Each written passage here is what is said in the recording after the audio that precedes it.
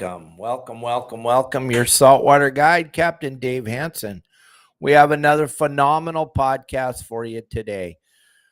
Today, we're going to be talking, just me and you guys, we're going to be talking about tuna. We're going to be talking about the invasion of the tuna in Southern California. We're going to be talking about why are some of you not catching them and why are other people catching them. We're going to get deep into tuna fishing in Southern California today. We're going to talk about all the different ways I go about it when I'm with you on your boat. We'll open this up to discussion today. I'll try to answer as many questions as I possibly can that you guys have about tuna fishing. And if you want to call into the show, I'll be more than happy to take calls since that seems to be working on our Saturday shows. So we'll take phone calls today if you want to do it that way. And I'll let you guys know when it's time to call in. And today is Promar Ahi USA Tuesday. We always talk about Promar products on Tuesdays and Mondays. And today is no different. Today we're talking about, one more time, the GT4 fluorocarbon. This product is incredible. I'm going to talk about it a lot today because I believe this is the key to be getting a bite or not getting a bite. The GT4 is an incredible product. So as we cruise along here, we'll be talking about the GT4 a lot today. And thank you, Promar, for everything you do. Thank you very, very much. We appreciate it. We appreciate everything you do for our show. We appreciate you taking me to ICAST with you guys. And I really had a good time at ICAST. Thank you very much. I felt honored to get up on the tank and talk about this phenomenal fluorocarbon because it's a product that I firmly believe in. So thanks for dragging me along with you guys to ICAST. I hope I get to make the trip next year. I hope I did my job. And I'll keep doing what I'm doing, gang. Thank you all very much for watching that little video we posted yesterday with my good buddy Paul Hebert. Him and I had a really good time at ICAST. It was fun hanging out with him. I got to hang out with a lot of influencers out there at the show. So thank you all very much for coming by and making me feel good and telling me how much you enjoy watching all my videos and telling me about how much sharper your knife is than mine and how you catch way bigger yellowtail tuna than I ever will. There's a video, or excuse me, there's a picture this morning that's going bananas that we posted on all social about the yellowtail tuna. And if you guys go in there and watch that and read the comments, you'll be blown away. There's people that actually want to fight with me because I don't know the difference between what fish are called. So they're going to beat me up. Dave Burris, I'm talking straight into the microphone today. I have no idea how important all these things are. So thank you, everybody, for always helping me. I hope you can all hear me much better today. But we got this thing going here full speed. I had to trying to get the air on in here. It's only like 95 down here with 80% humidity. So hang on. Come on. Why won't this thing turn on? There we go. Yeah. All right. We got air. So everything's going to be okay. All right. And Marley's right here behind me. He's super excited I'm back home. Him and I went for a nice long walk yesterday, and we're going to go for a walk after the show today. But today we're talking tuna fishing in Southern California. Why? All last week while we were gone in Florida, many people sent me many pictures of yellowfin tuna 6-7 miles outside of Dana Point on up towards Laguna. I talked to Jimmy Decker. He said that a couple of his buddies had some good hits on that tuna up there off of Laguna, 6 to 8 miles off of Abalone Point. And then Sonny and a couple of our other guides were over at San Clemente Island, and they had wonderful fishing on that big bluefin over there on the front side of the island. Some of the pictures he sent me, it looked like he was actually on the spot at White Rock and at Persane when he sent me pictures of the fish that he caught.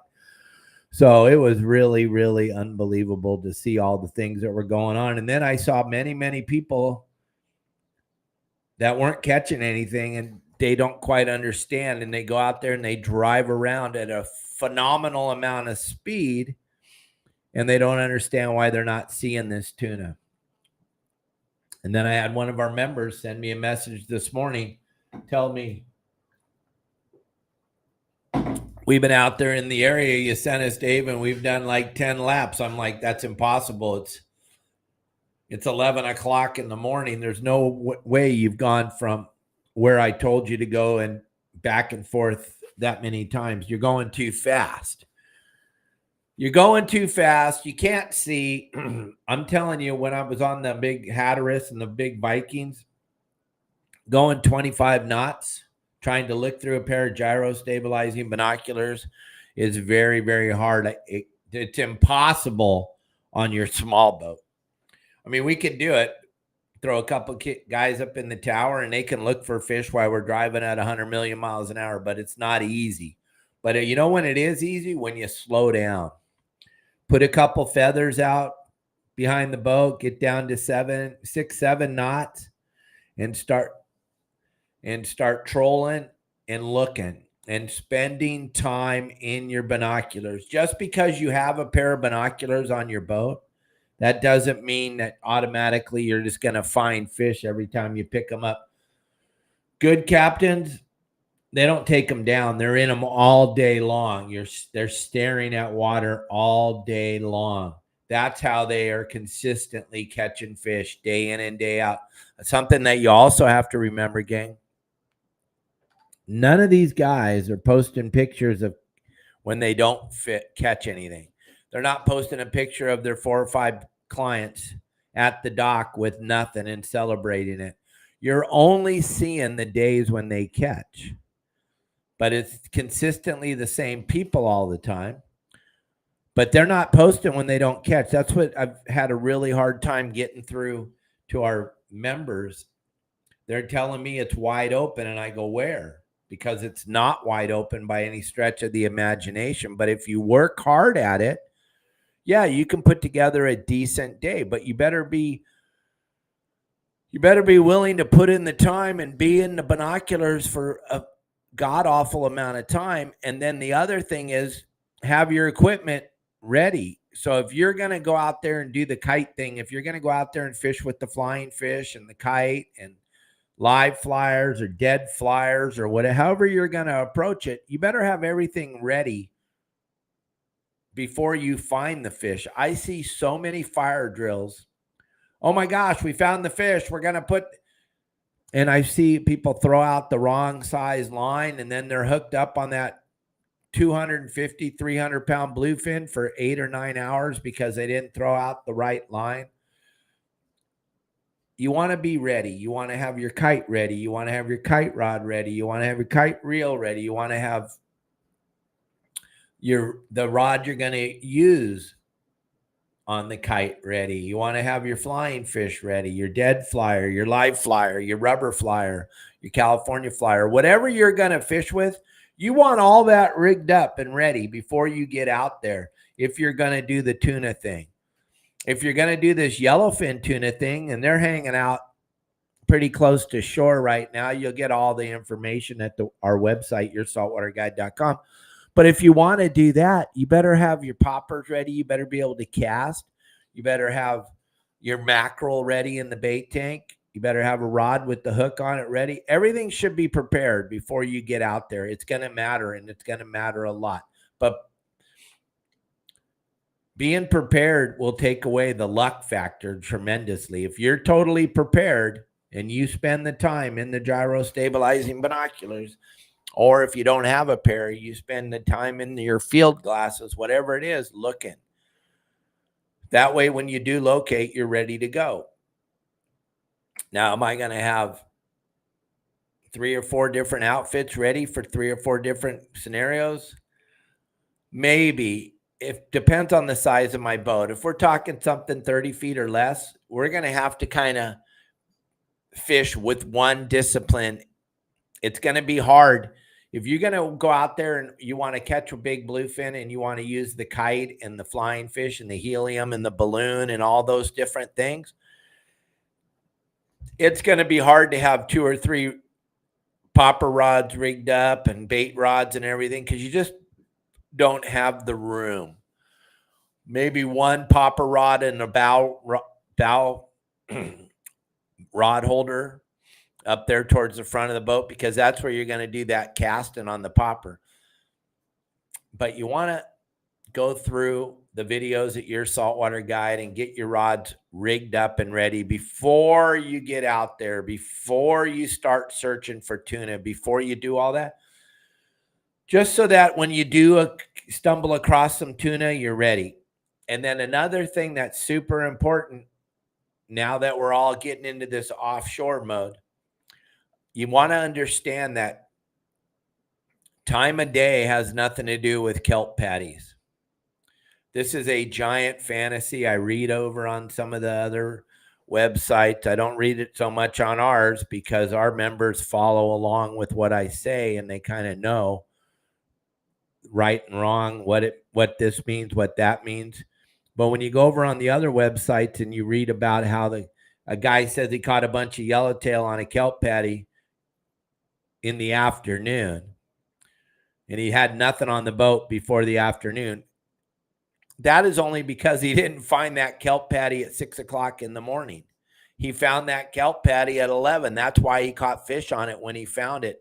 There is no such thing as kelp patty time of day.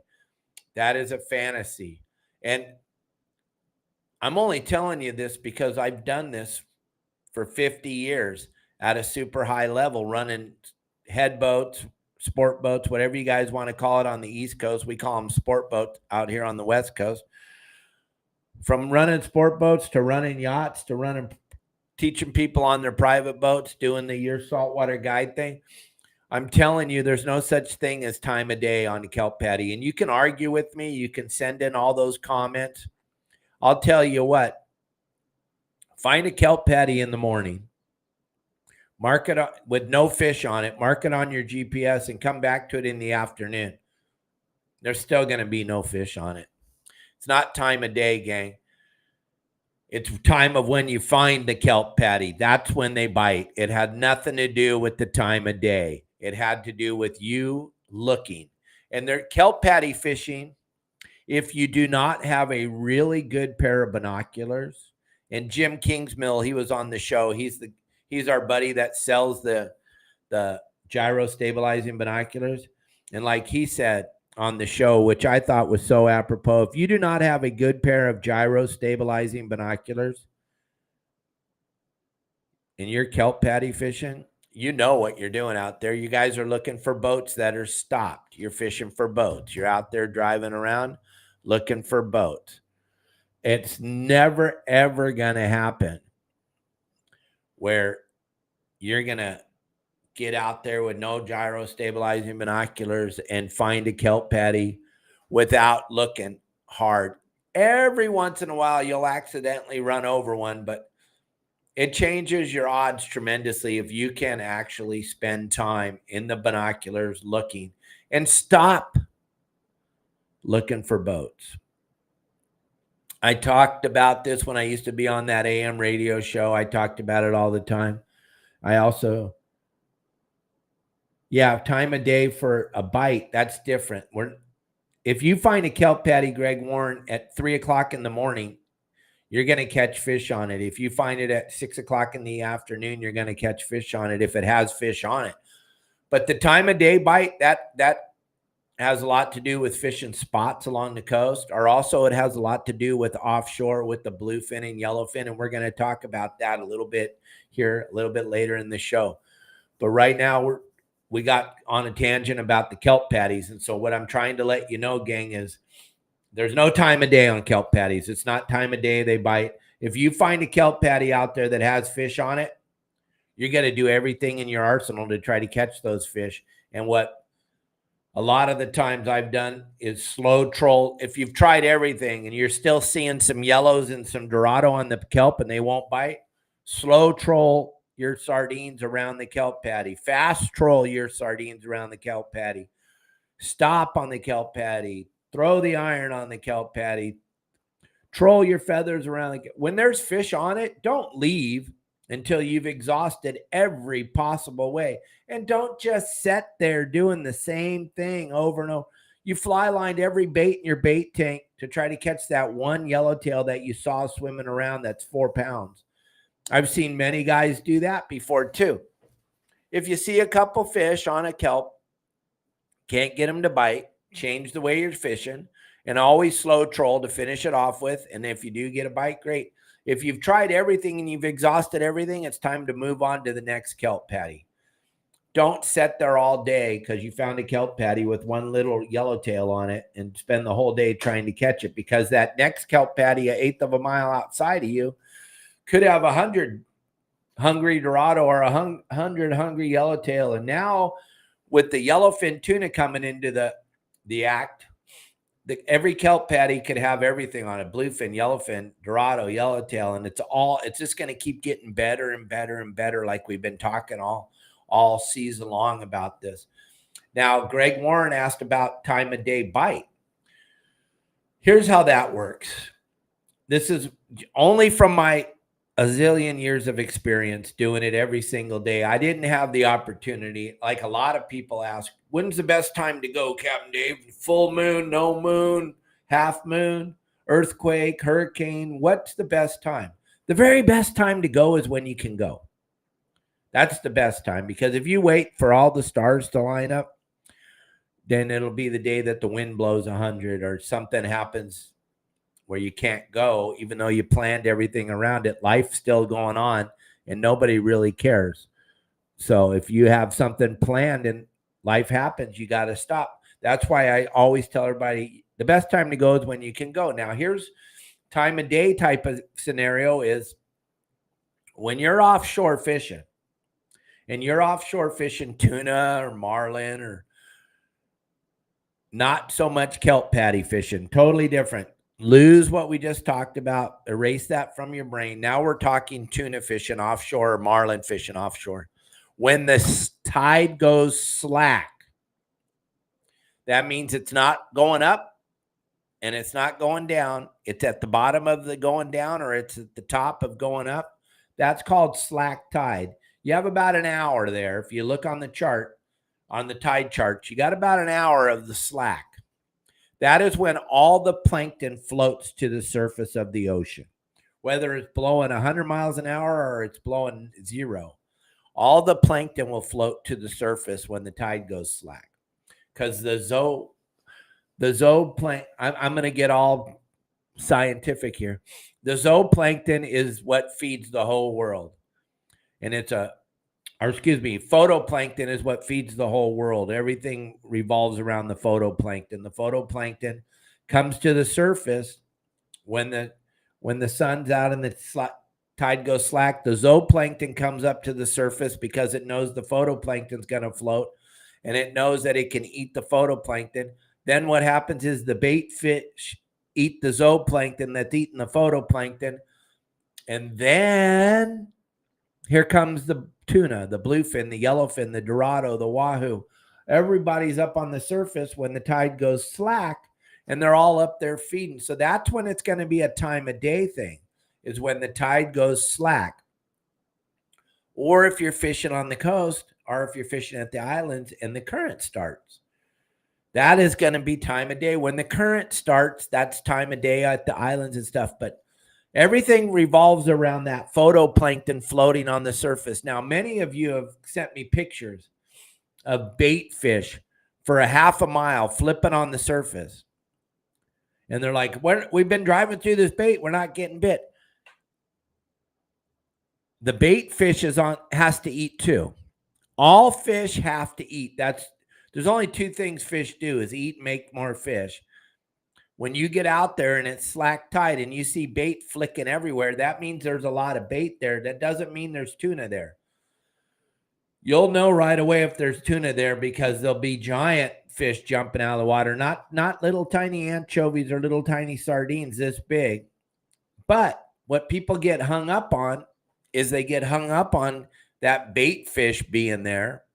And they're like, but they're all jumping out of the water. No, they're not. They're feeding. They're on the surface eating the plankton. They're on the surface eating the zooplankton, which, remember, They're on the zooplankton's up there eating the photoplankton. It's a big giant cycle, but now you have to try to put the pieces of the puzzle together. And if you're looking at it and you're driving through these giant schools of bait and you're not seeing any marks underneath of them from 0 to 150, 200 feet down, there's no fish around that bait, but there is on one of those bait balls somewhere out there. If you pay attention and you're looking in your gyros and you start to see bait flicking all over the top, all you got to do is pick up your phone and look at your tide table and you go, oh, it's getting ready to get slack tide. Yeah, that's why all the bait's floating. Get ready. Start panning the horizon, looking for that school of bait fish that tuna is actually on.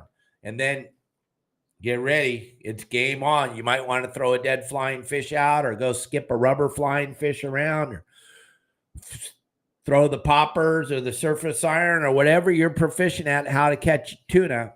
Because once that bait fish comes to the surface, if you start looking around in your gyros, you're going to find that tuna somewhere out there, but you got to look. Most people are too lazy to look, and most people are going way too fast out there. Back when I was running sport boats or back when I was running yachts all the time, I would see guys come flying through the area where there's fish everywhere on their boat that does 25 or 40 knots. And I would ask myself, why in the world are you driving through here so fast? Are you just trying to show everybody how fast your boat is? You need to slow down and start fishing, gang. It will change what you catch tremendously if you actually slow down to fish. Just because your boat goes 1,000,000 miles an hour doesn't mean you need to go 1,000,000 miles an hour the whole time. Okay, I want to show you something. Right now, there's squid all over the place out there. We talk about the GT4 all the time. I want to show you this video about how to catch squid at the islands. A lot of you have seen it. Some of you haven't.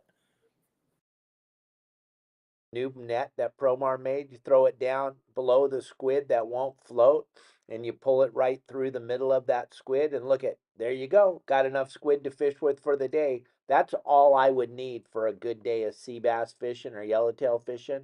You throw that thing in the water 4 or 5 more times, your bait tank's full. And that's that net I've been talking about. You go to Promar. Again, I'm glad a lot of you waited to get the net. Right now, and from now on, Promar's given 20% off to all of us that are watching and listening to your Saltwater Guide. And remember, those of you that have been with me for the 5 years I've been doing this podcast, it was 20%. I mean, 10% forever. Once in a while, we throw a special out there and give you 15%. Gang, I'm so glad you waited. Now you get 20% off your fluorocarbon, your GT4. You get 20% off your cedar plugs, your sabikis, your sabiki rods, your live deception flash lures, your cedar plug, live deception cedar plug, daisy chains, all the different things that are available at Promar. When you go on the website through the QR code or go to PromarAhiUSA.com, you're going to be blown away by the amount of products that Promar makes that you use on a daily basis that you didn't even know they made. Bait scoops, and every kind of bait scoop that you could possibly use, landing nets, so many products that you use on a daily basis, and now you save 20% on it and it gets delivered to your home. Jump over there on the website. We're going to leave the QR code up for a while we're chatting. But if you go over there and you use that QR code, you don't have to put in any code. But if you're listening on Spotify or Apple or Mega, all you got to do is put in the code YSWG and the number 22, and you're going to save 20% on whatever you decide to order over at Promar. With what's going on in the world today, that is a phenomenal deal. Don't not take advantage of the 20% off, gang. Get over there, go to the website, check it out. And then also, gang, something I always forget, I haven't even talked about it in a very long time. What you need to do is you need to leave me some stars. Stars are what helps me to do the show every day. We haven't really asked for them, and that's why we're not getting them. You just leave the stars on Facebook. You leave me packages over on Instagram. over on YouTube, hit the like button, the subscribe button. Everything helps me. It all helps, gang. And I do this show 6 days a week. I need all of your help I can get. So everybody help me. Put some stars, hit the like button, hit the subscribe button, follow along. And it'll all help me out tremendously. And I'm sorry, Mike Lewis, I always forget to mention the stars. And it helps me out tremendously. So please. So listen, Kevin, all you got to do if you want to figure out your bait tank is you got to call me. You got to call me. We'll go over it. I want to help all of you catch fish. I want you all to be successful. I just watched. Thank you, Mike Lewis. Yeah, nobody's ever going to catch you 118 weeks straight now, giving Dave stars. Pretty spectacular. And then Mike Lewis, maybe if you got a chance after the show, let's have a little chit chat. We're going to Alaska here in a month, or not in 2 months. And I want to go over what I'm bringing and what you're bringing, what we need to bring and what we need to order and what we need to get. I got a bunch of sponsors that would be more than happy to help both of us out. And gang, if you're tired of sucking at fishing, or if you're tired of trying to figure this fishing thing out on your own, I will give every single person a free look. Yeah, 7 weeks. That's not even yep. I'm excited, Mike. I can't even wait. I'm so excited. Alaska is going to be incredible. But gang, if you're trying to figure this fishing thing out, there's a lot of websites out there that are super confusing. There's some websites out there people love to be on that just spew negativity all the time. There's other websites that a guy caught a bluefin on, so now he's an expert bluefin fisherman. People are paying him thousands of dollars a month to know what he knows about bluefin fishing. Over here at Your Saltwater Guide, gang, we cover everything that swims and crawls, and we do it at the highest level, the best level. We have the most coolest community where people can share what they're doing out on the water every day and share with each other and talk to each other and share. I'm giving you all a free look. All you got to do if you want a free look is call me up. I'll give you a free look. There's no way to get in your wallet. I don't understand why you're all not part of it. I guess a lot of people are just stubborn and they want to suck at fishing. And I can't help you if you don't want to succeed. I can only help the people that want to succeed. And I try to do that on a daily basis. And if you don't believe what I'm telling you, go to our website and go to the community and see what's going on. You'll be blown away by the camaraderie at the community. It is all about the common goal of having a good time out on the water. So check it out. Go to yoursaltwaterguide.com or give me a call at 949-374-0786. If there's anybody out there now, since we kind of talked about what's going on with this tuna thing and how important it is to look, if somebody wants to talk, be on the air, talking about what's going on, you got a question you want to ask me, go ahead and feel free to call me right now at 949-374-0786. Those of you that are driving around listening to this when it's not live, send me a text message and I'll answer you the best I possibly can. But I want you all to be successful when you go fishing. I want you all to be a part of what's fun out there. And I promise you, it'll be a good experience for you. It will help you out tremendously just to talk to someone who's been in the industry as long as I have. Not that I'm all that in a bag of chips. I just had the opportunity to fish for a living for 50 years. And I just put together a phenomenal amount of videos. We have over 500 videos on the website that teach you how to fish, teach you how to manage your bait, teach you how to fly the kite, teach you how to fish halibut, teach you how to catch lobsters. We pretty much cover everything out there that you need. How important is watercolor, Renee? That's a great question. When you're offshore fishing for the yellowfin or bluefin, what we've learned over the past is that water, the purple blue water, is not that important. if there's food there, that's what's important. Now, when you're fishing along the coast or if you're fishing out at the islands, that water quality is going to be a big deal. If it's super dirty, you're probably not going to catch a lot of yellowtail. If it's super dirty, you're probably not going to catch a lot of bass and barracuda and stuff. But if there's any clean green is good.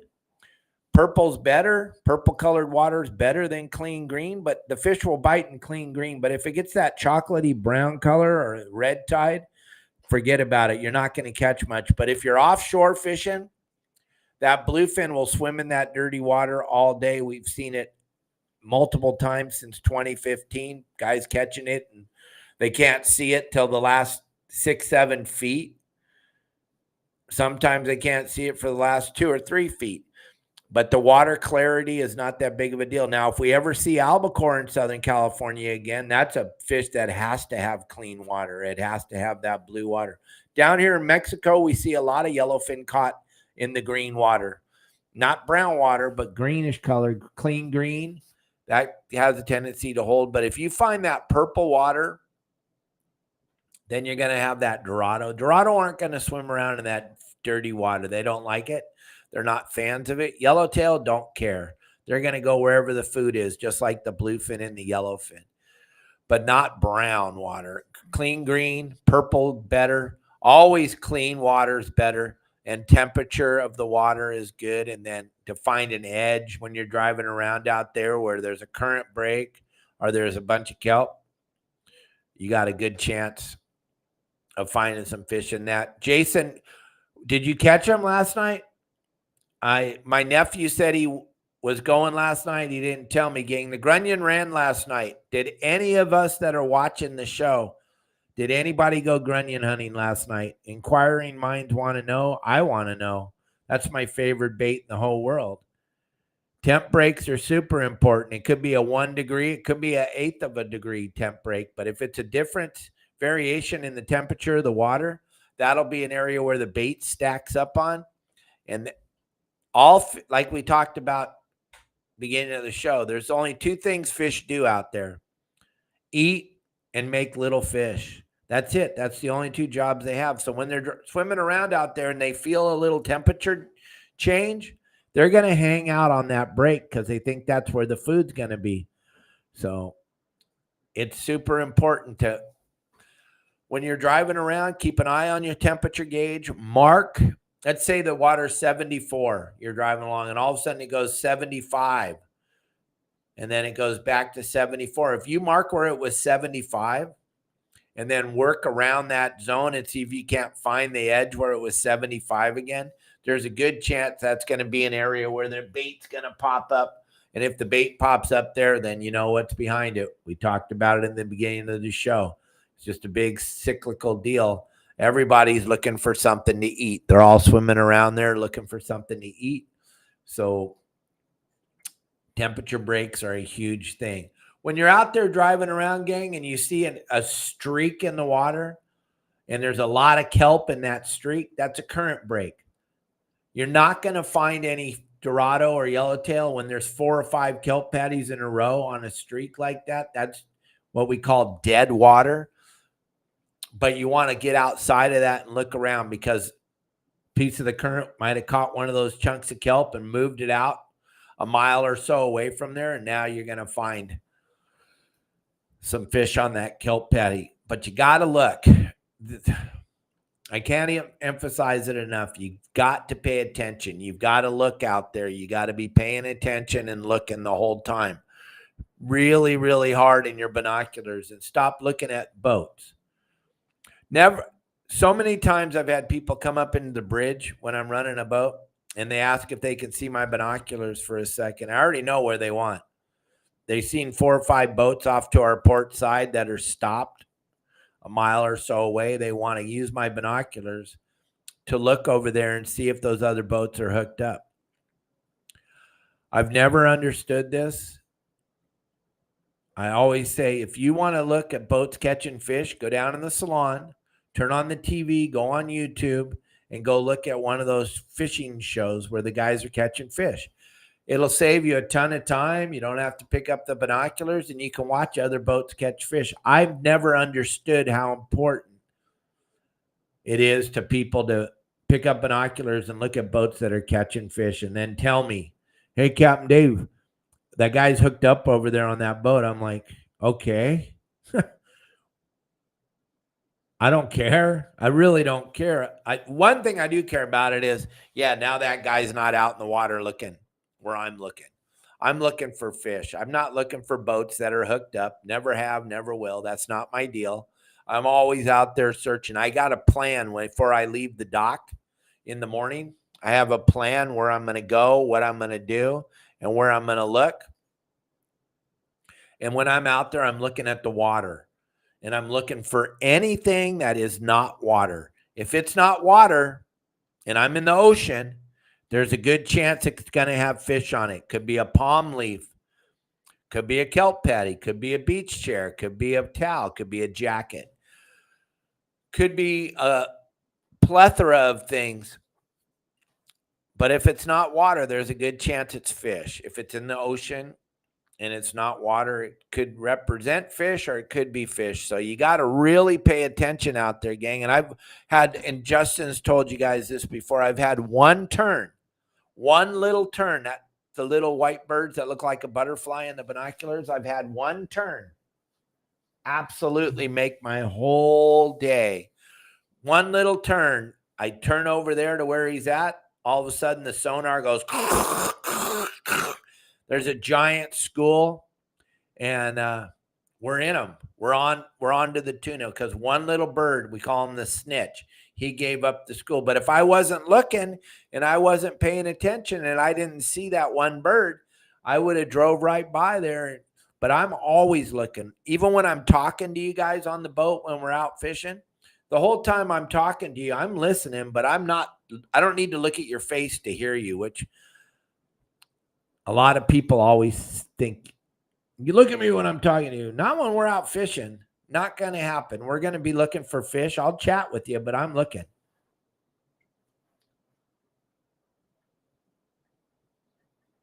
I'm always looking, always paying attention, always trying to find that next fish. And when we're on a kelp or we're on something that's biting, I'm looking around in the area trying to find the next kelp or the next foamer or the next school of fish to drive up to.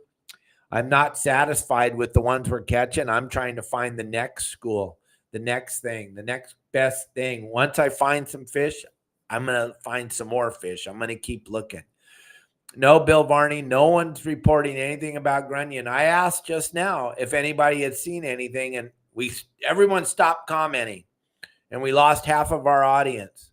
I don't know. That grunion thing, boy, is a scary word, I guess. I know they're trying to regulate it. They're only letting us have 30, but we lost half our audience when we mentioned grunion. I don't know why. But nobody left a report on the website. No one's telling me nothing about grunion, so I don't know if anybody found them yesterday or not.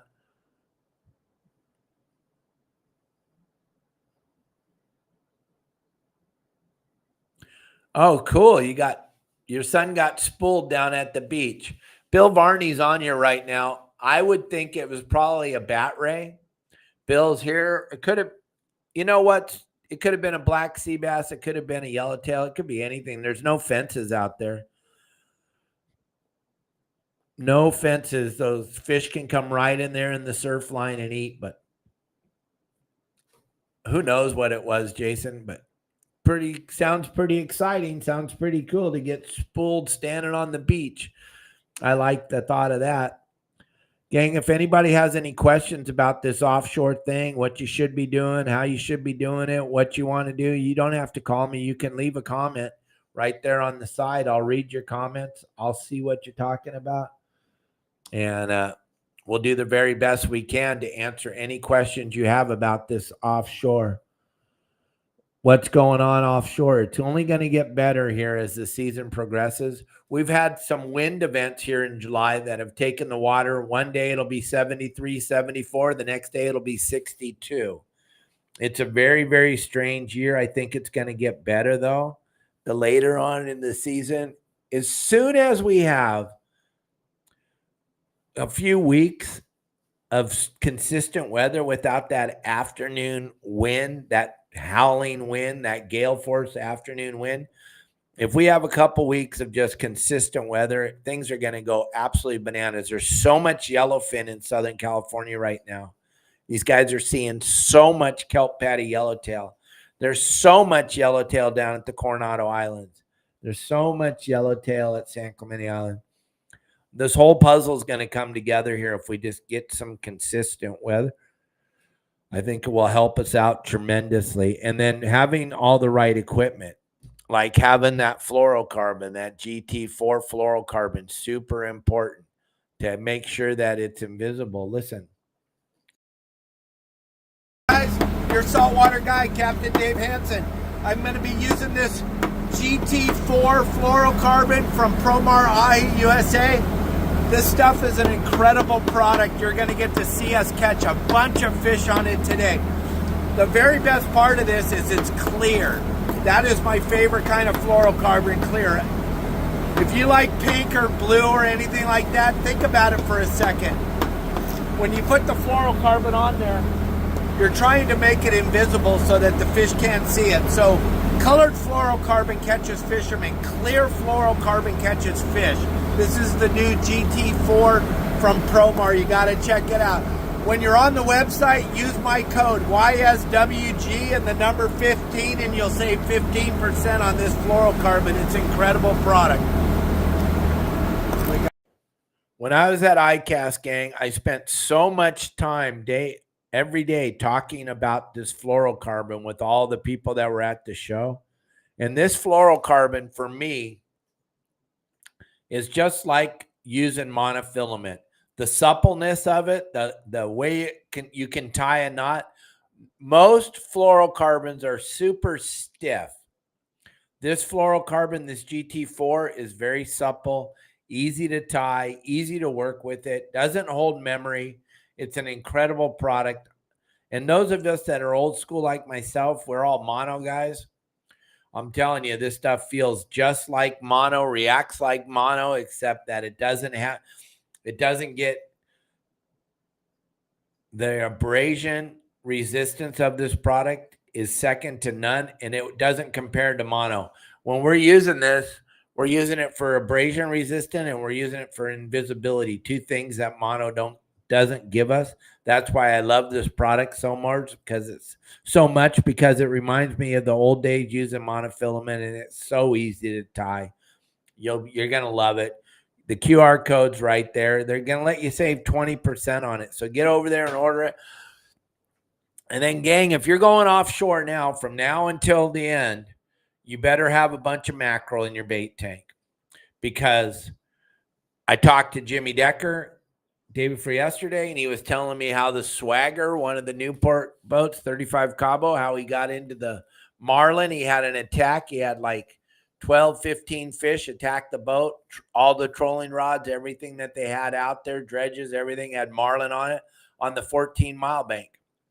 So there's a big school of marlin just showing up in Southern California. And if you're familiar with our fishery, it gets better in August, September, October. End of September, beginning of October has always been the best in Southern California for marlin, but they're here already. That's why you want to have some mackerel in your bait tank. Also, if you throw a mackerel in a foamer, a bluefin, or yellowfin, you're going to get a bite. They can't help themselves. They want to eat that mackerel. And then if you get to a kelp patty and it has one of those big bull dorado on it, one of those 4 or 5 month old dorados that weigh 25, 30 pounds, they're going to inhale that mackerel. They're going to absolutely love the mackerel. When you're throwing those sardines out there, you're not going to get the reactionary bite you're going to get when you pin on a greenback mackerel and throw that out there on a kelp patty or on a foamer. And then another thing, we talked about it on the game plans, but I'm going to let a little bit of secret out. If you're going offshore and you get to the bait barge and they have live squid, you need to take it. You need to take it. If you find a kelp patty with some dorado on it or some yellowtail and you can't get a bite, you throw a live squid out there, get out of the way. They're going to be freight training to that live squid.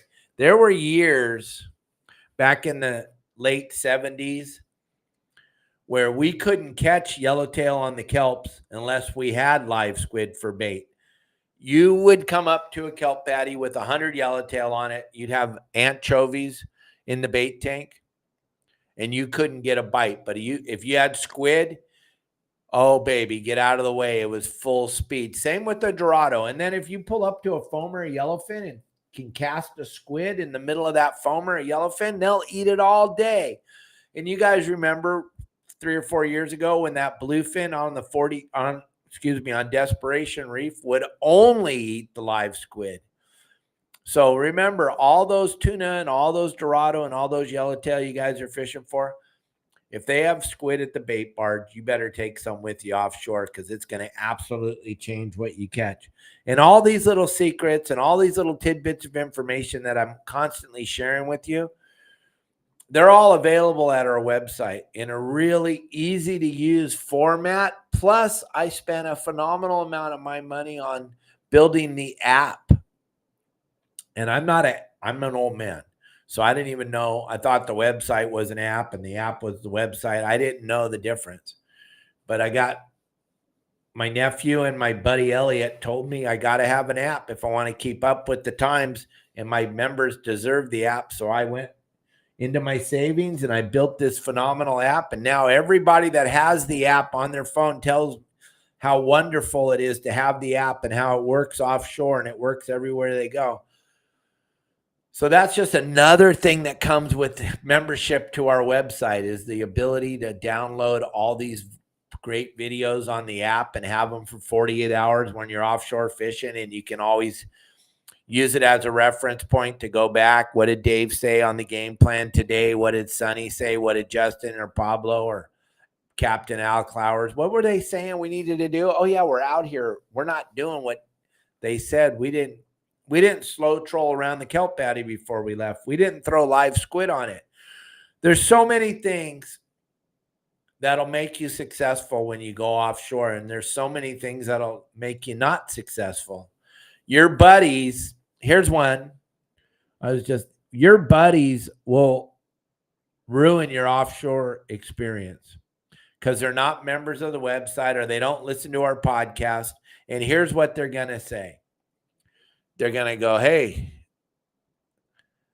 Jason, over there, there's 3 boats over there. We should go over and check that out. And you're like, no, we're looking for fish. Captain Dave said, don't fish for boats. Don't even look over there. And then they'll say this, and you're going to all love this. They'll say, now, Jason, now there's 5 boats over there. Are you kidding me? What does this Dave guy know anyway? Why are you listening to this? We're out here right now, and I can see the 5 boats over there that are stopped. We got to go over there, Jason. And you're like, no, bro. Look, we're looking for fish. But when every time he grabs your shoulder and tells you, now there's 7 boats over there. Now the whole time he's been staring at those boats. He's not helping you look for fish. Plus, he's gotten into your head and he's creating a bunch of questions in your head. And then finally what happens is, now, Jason, now there's 8 boats. So I'm pissed. If you don't go over there, Jason, I'm not talking to you anymore today. And then you go over there and you already know what's going to happen because you already know. And you go over there and you get to watch them all not catching anything. So now there's 10 boats over there because there was 8. Then another boat slid in. Now there's 9. And then you came over there just because your buddy wouldn't shut up because he doesn't listen to me. But you already knew it. Everybody that's watching here right now, everybody that's listening, you all have that friend. And I tell everybody when they call me, gang, are you taking your friend out? And they're all, yeah. I go, you got to let him listen to my videos. You got to let him watch my stuff. Oh, no, he's a really good fisherman. Okay, he's going to ruin your day. Your friends will ruin your day. They will ruin your offshore experience. They do it all the flipping time. They do it all the time. They always are going to want to go fish for boats. Now there's 9 boats over there. Now there's 10 boats over there. I want to go over there. I want to go over there. You know, that's got to be where they're biting at. The only reason why there's a bunch of boats over there is because there's a bunch of boats over there. It's not going to help you in any way, shape, or form. Yeah, it is. It's hot as crap out there. You're right. It's way better to follow boats around. That'll absolutely. I personally love it when you guys are following boats around when I'm out there, because that means none of you are going to be near where I want to go. You're all going to be following around Frank. You're all going to be following around Arnie. Like I do when I do the live seminars in public, I always talk about the time that I stopped to take a piss on the Hatteras, and I climbed down out of the tower, and I was hanging my tallywhacker out taking a piss, and 3 boats stopped to watch me pee because they weren't fishing. They were following me, waiting for me to find some fish for them to fish for. It'll never work out in your favor. It never, ever works out in your favor if you're out there fishing for boats. And your buddies, I'm just trying to help you. You need to let them look at my website. You need to let them watch my podcast. You need to let them listen to what we're talking about. And maybe then the common sense thing will kick in.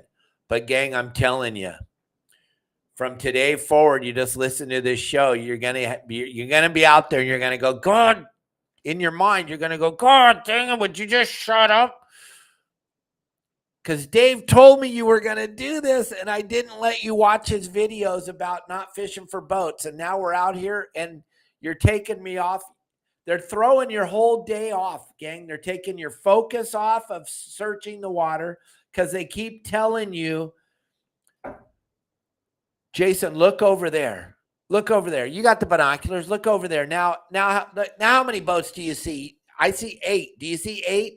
You're like, okay, you spin around. Now you're looking over there. So now nobody's looking for fish because your buddy has been staring at those boats the whole time. He's trying to convince you to go over there and park next to all those boats. So he hasn't helped you look for fish.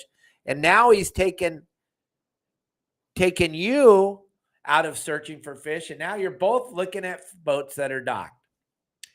I use this one all the time. Gang, if I would have known you wanted to fish for boats today, we'd have stayed in the harbor. We wouldn't have had to buy bait. We wouldn't have had to burn any fuel. We could have drove up and down each dock, and you could have looked at all the pretty boats. Me personally, when I was running boats for a living, and people would come up in my bridge, whether it was a sport boat or whether it was a private boat. When people asked me what the boats are doing over there, oh, it would drive me absolutely insane. And I would, besides, I had a million sayings. I know you guys listen to me all the time. You know what I would say, though, a lot? You go, what are those boats doing over there? I go, they're all looking for me. Everybody out here is looking for Captain Dave. They all want to know where we're at. They all care where we're at, what we're doing. And that's what I thought was so funny when people were paying me back when I was your guide, and I would come with you on your boat and teach you how to use all your electronics and how to use your boat. And then you'd get out there and you'd ask me to go look at those other boats. I would be like, my God, you spent all this money to bring me here, and now we're going to go fish for boats. It would blow my mind, but I would do it. I would go over there, and because I'm trying to get a tip out of you, I'll take you over there. I won't have to fillet fish. We won't have to clean the boat. I'll take you over there, and I'd explain to you on the way over there. I go, okay, well, we're not going to catch anything. We're just going to go over there and hang out with I want to go over there. Okay, I know you do, bro. And I'm taking you over there. We're going over there right now, and you tell me, and I already hate going over there. I don't even want to be a part of it. And then I'd ask him, okay, tell me where over here in this giant mess of boats, where do you want me to park? Because obviously I don't know what I'm doing now, because I haven't fished for boats my whole life. So now I have to go with the guy that hired me. I have to go with what he wants to do, because I don't even know how to fish in the middle of a bunch of boats, because it's not my. So I'll ask you, where do you want to do? Where do you want me to park? And they would say, oh, get up behind those boats. I go, I can't do that. can't get behind them. I'll get up in front of them. I'll get off their bow or something. I don't even want to be there. And then we'd park, and I'd let them fish for a while and look at all the pretty boats that are not catching anything either, because none of them are fishing for fish. They're all out there fishing for boats. And it'd be a half an hour, 45 minutes. Sometimes they would last a whole hour watching boats. And then they go, okay, let's go look around for some. I go, dude, we just wasted an hour. We could have found that kelp patty, the magic patty. We could have found so much. But you wanted to fish for boats. Gang, it's never going to work for you. It will never work for you. And I know your brother, sister's aunt's cousin saw a boat one day, hooked up and pulled up next to him and caught some fish. Okay, good.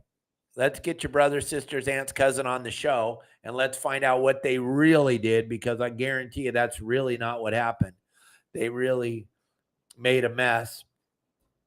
So just be careful what you're doing. Be careful who you're listening to. Be careful about what you're doing out there on the water, because most people don't share true information.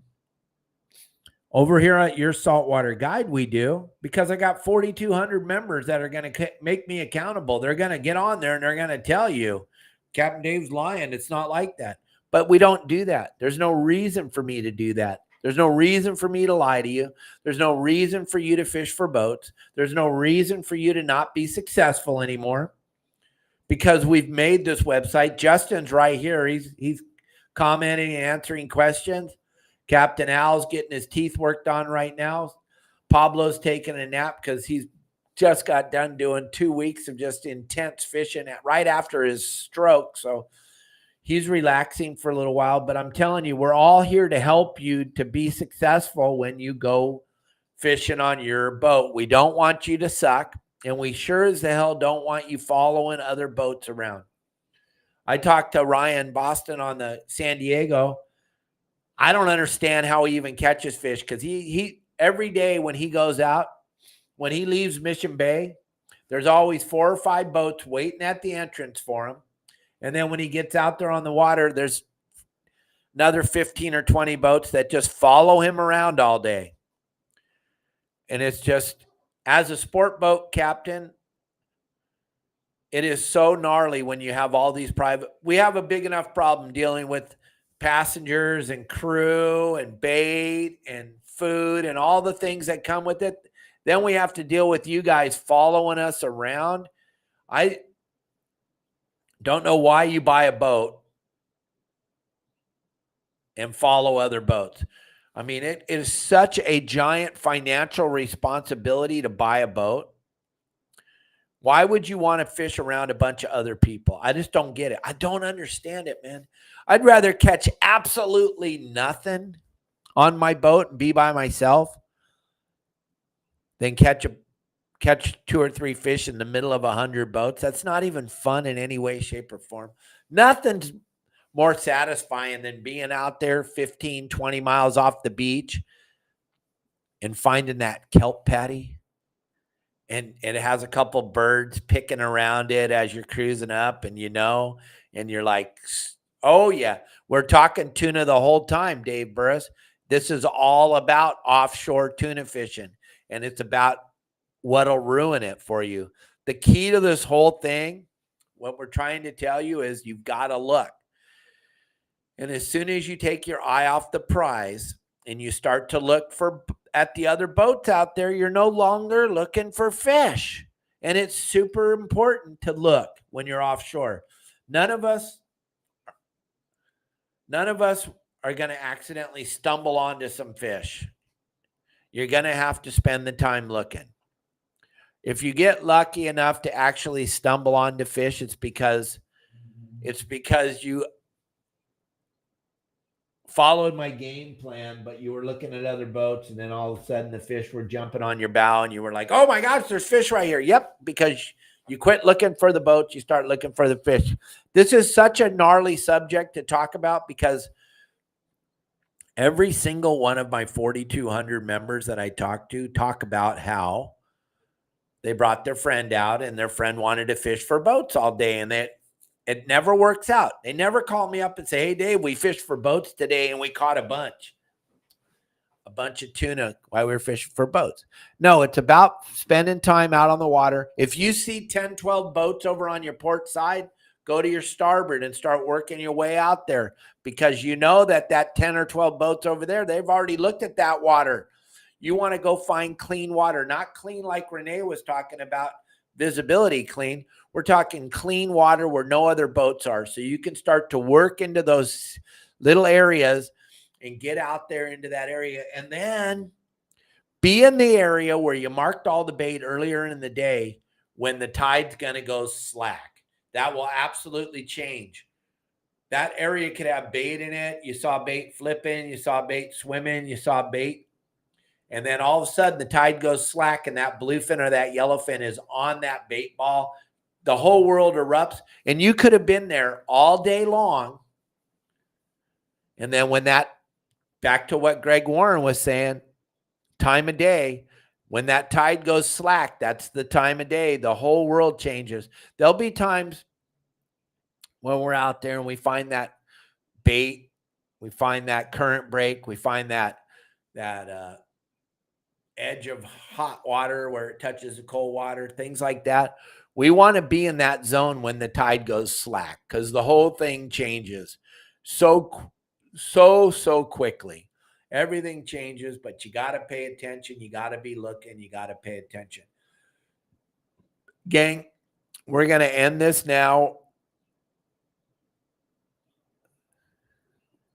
Thank you very much. Josh, if you guys want to have some fun, just go down and look at my social media post, how to tie up the boat. That, I think the one, how to tie up the boat, is up to 83 million views. 83 million views. And I'm looking at it right here in front of me. How to tie up the boat. 83 million views. A throwaway video that Elliot found in our, and out of those 83 million, probably 81 million of them say, I don't know how to tie up a boat. It's pretty funny. It's funny, right, Joshua? It is so funny to read those comments. It's way better than watching TV, Netflix, or anything. If you just want to have fun, jump on one of my social media posts that has a lot of views and just watch. Right now, we got that picture Elliot and I threw up this morning of the yellowtail tuna. It's over 100 comments on Facebook right now. Over 100 comments. Some people are threatening my life because I don't know that there's no such thing as a yellowtail tuna. It is so, I have a blast with all these people. I have so much fun playing with them. It's part of the deal. Plus it's allowing me to make a living, and I just have a ball with it. Believe me, none of them bother me in any way, shape, or form. I'll never meet them. My true friends are right here watching me every day. I have a lot of very close personal friends that are on the show every day watching me, because I live in Cabo and I don't get to see my close personal friends, but they watch me on here. And as I walk around, like as that iCast, you wouldn't believe how many of these influencers in the industry know all of my little sayings. I know your knife's sharper than mine. I know you tie a boat up better than me. I know your boat's bigger than mine. I know you've been doing this way longer than me. All those things, when you're walking around and you're seeing these people with millions of people following them and they know my sayings, I'm winning. I'm having a ball. I'm having a really good time. Yeah. There you go. Jeffrey Thompson, I hope you're making a joke, because it's so fun. And I yep, it is absolutely incredible, the amount of people. Now, we don't own any real big boats. I think the Dana Pride is 95 feet long. And then we got a bunch of 65 footers. We don't really know how to tie up a big boat. I know you're joking. I was just playing. But yeah. All right, Josh. See you later. Everybody, it's been a great lunch break. Hope you had a good time today. I hope you enjoyed this. Let your friends, when they go out fishing with you, watch this podcast. Tell them to watch this podcast. It's going to be available on Spotify and Megaphone and Apple Podcast. As soon as we're done, Elliot puts it out on all those, and you can always go back and look at it here on Facebook or YouTube or Instagram. I will be with you guys tomorrow, 12 o'clock Pacific Standard Time. Don't miss the show tomorrow. It should be fun. And if anybody knows anybody that went grunion hunting, please, we want to know. Bill and I need to know, especially Bill, because he's trying to make sure that they keep grunion open so we can keep having fun, catching them, using them for bait. So, not so much, Nick. A lot of boats in an area means that there's a lot of people that didn't have a plan. So just because there's a lot of boats in an area, that doesn't mean there's any fish there. And like we tell everybody on our website, when we send you to an area, there's a really good chance you're not going to see any boats. Because I'm not sending you to where the boats are. I'm sending you to where the fish are.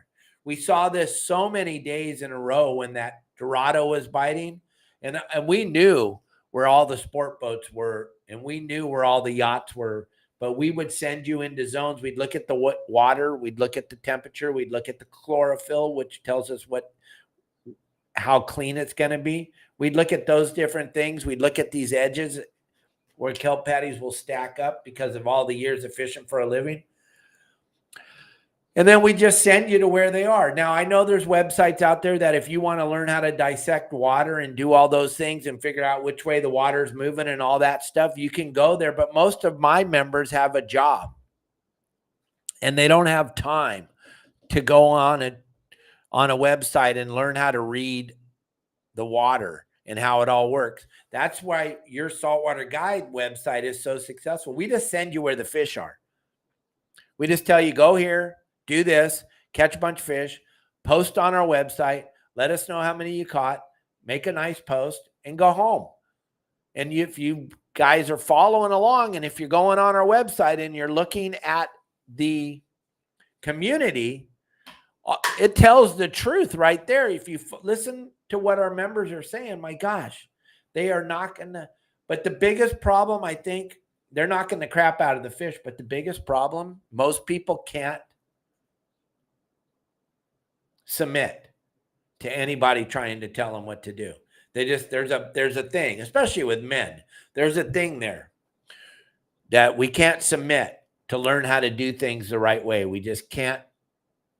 We figure it out on our own. We're men. Okay. Yeah, but if you just put your ego in your pocket and listen to our game plans, pick up the phone, call Pablo or Justin or Al or myself, we will help you out tremendously.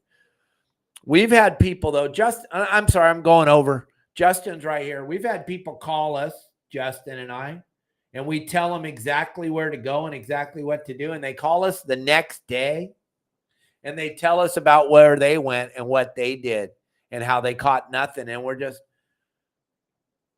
do you really believe in your heart that I have so much free time to talk to you and tell you where to go and what to do that you don't want to listen?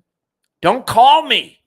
Believe me, my phone rings off the hook all day, every day. You don't need to call me and ask me what to do if you're not willing to do what I tell you to do. Just go out there and wing it on your own. Don't call me up. I've had people call me up, and I'll tell them, go to Orange Rocks, go to the Palisades kelp, go to the 3 Vs, fish that first V inside 25 feet of water on those stringers. And then the moment I take a breath, they go, what do you think of Salta Verde? Go wherever the hell you want. Don't call me. What is the problem, gang? I don't have time to know what you want to do. I don't have time. I just don't. I'm sorry. I know I'm a bad human because I don't want to know what you know. I don't have time to learn about what you think you thought you were going to pull it off. Just listen to me, Justin, Pablo, Al, or Sonny, and then you'll be successful. And it's not that hard. It is not that hard. But you guys, a lot of you want to make it way harder than it is. a lot of people want to make it harder than it is. People ask me all the time, why are you so cocky? 50 years of doing this every single day for a living. I earned it. I own it. It's my cockiness, but I earned it. You have no idea what I've gone through in my life to get to where I'm at today. I don't need to listen to Joe Blow from Idaho try to tell me what he knows. I don't want to know what you know, period. If I want to know something, I'll call Pete Grosbeck, IGFA Hall of Fame captain, or I'll call Steve Lasley, or I'll call Todd Manser or Billy Miyagawa or Cubby Paul. I'll call somebody that's been doing it as long or longer than I have and get advice from them. But when it's time for you to call me to ask me what you should do tomorrow, best thing to do is be quiet and listen and do what I tell you, and you'll be successful. All right? Have a great day. I'll see y'all tomorrow. Be kind to each other. Turn off the news. If you don't know now that they've all been lying to you, you're never going to know. I guarantee you half of this country is ready to put on the diaper back on their face if they were told to tomorrow morning. They'll do it tomorrow morning. They'll put the diaper back on their face. It just blows my mind. Oh my gosh. Good luck out there.